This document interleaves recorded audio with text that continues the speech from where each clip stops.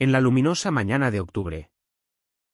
Bajo el sol dorado que bañaba la imponente catedral de Barcelona, Elena se detuvo en mitad del pasillo.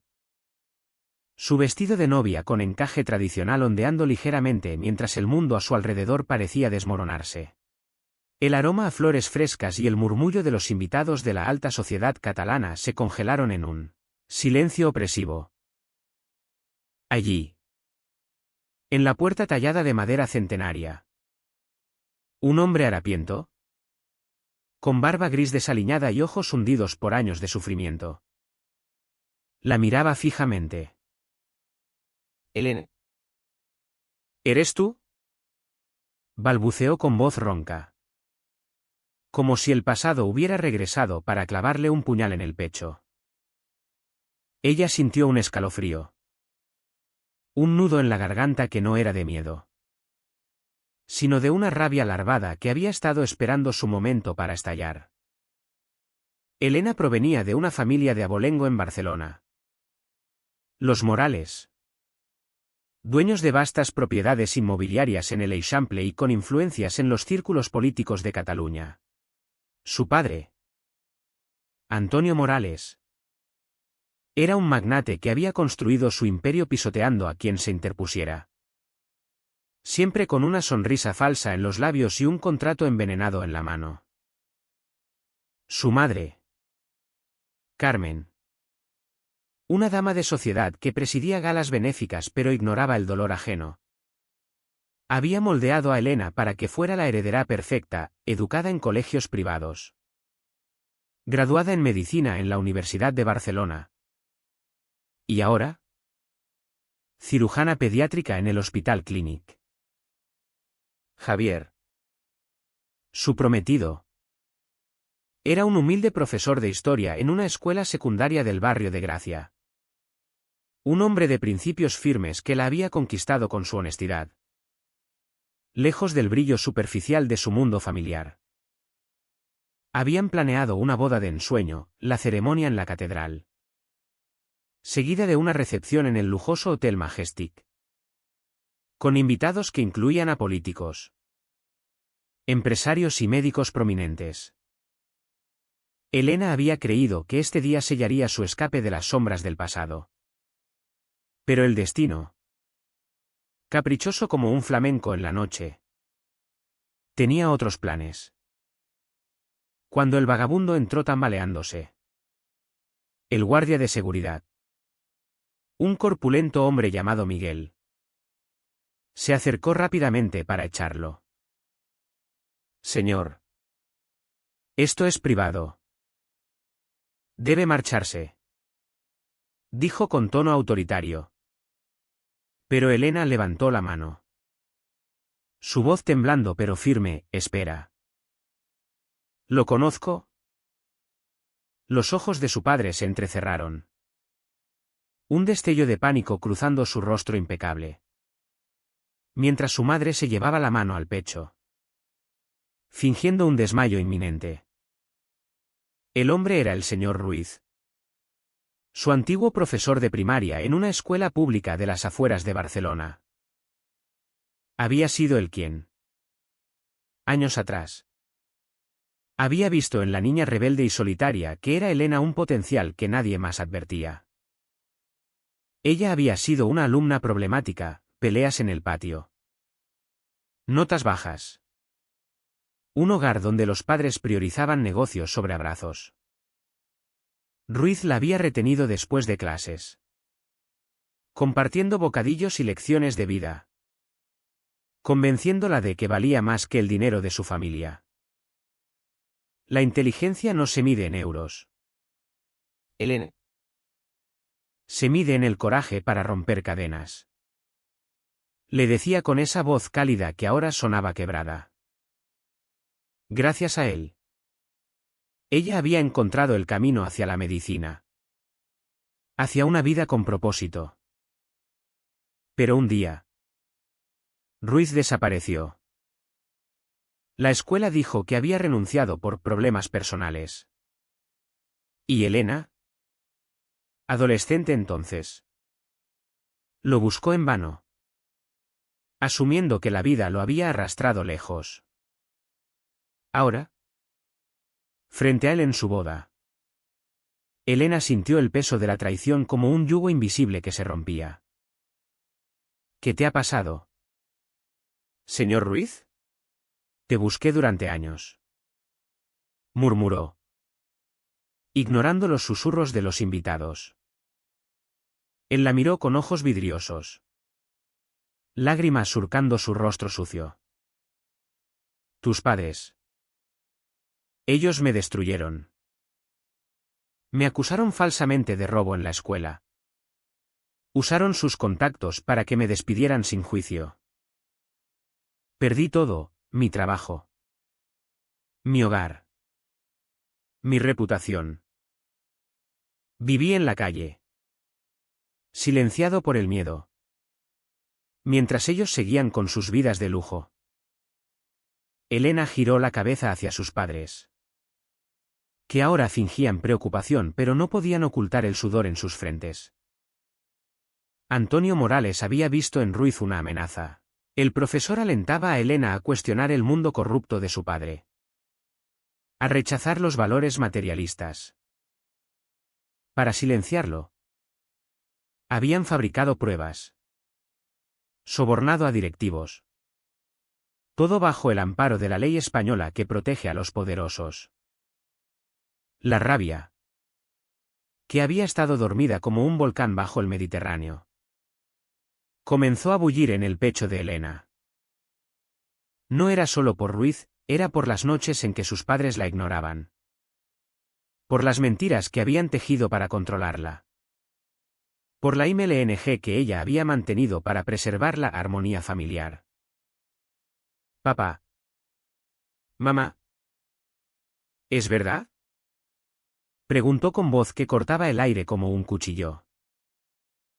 Carmen balbuceó, hija. No es el momento. Esto es tu boda.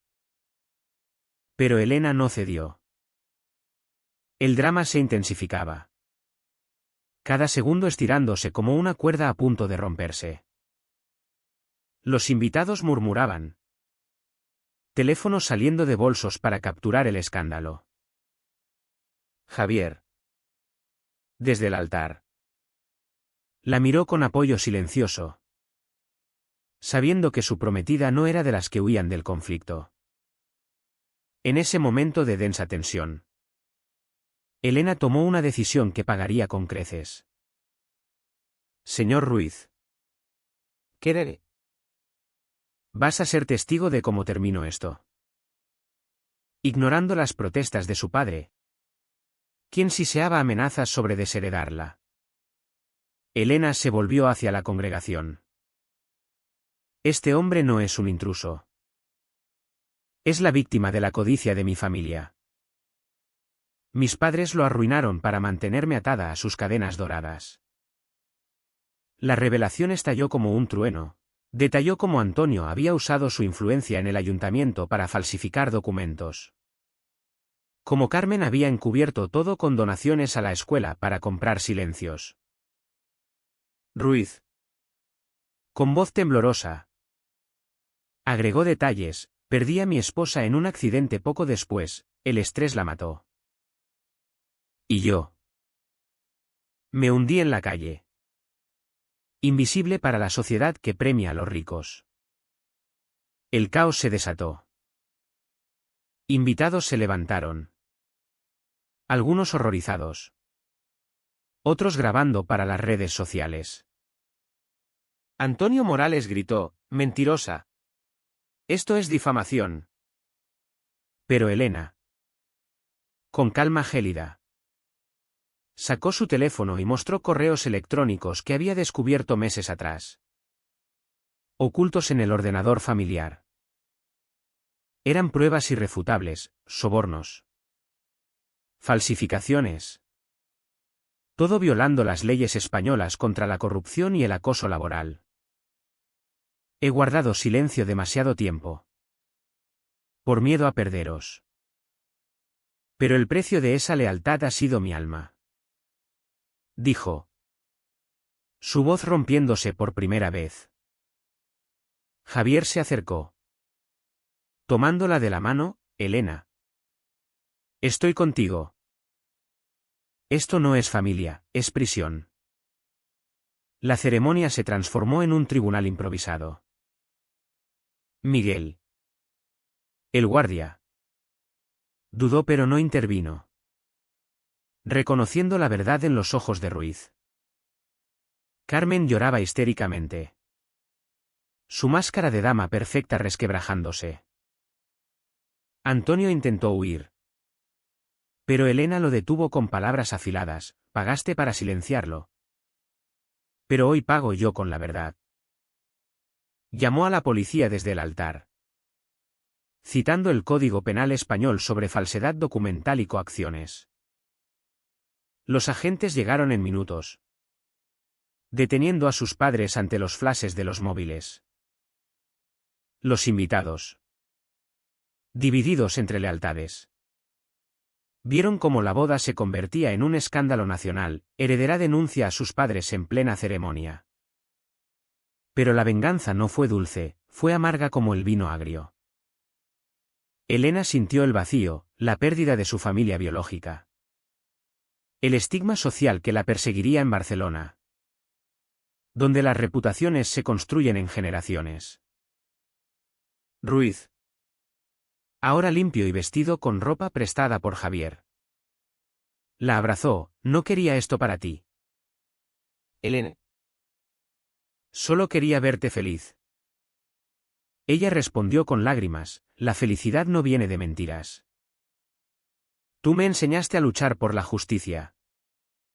Aunque duela. Javier y ella intercambiaron votos en una ceremonia improvisada.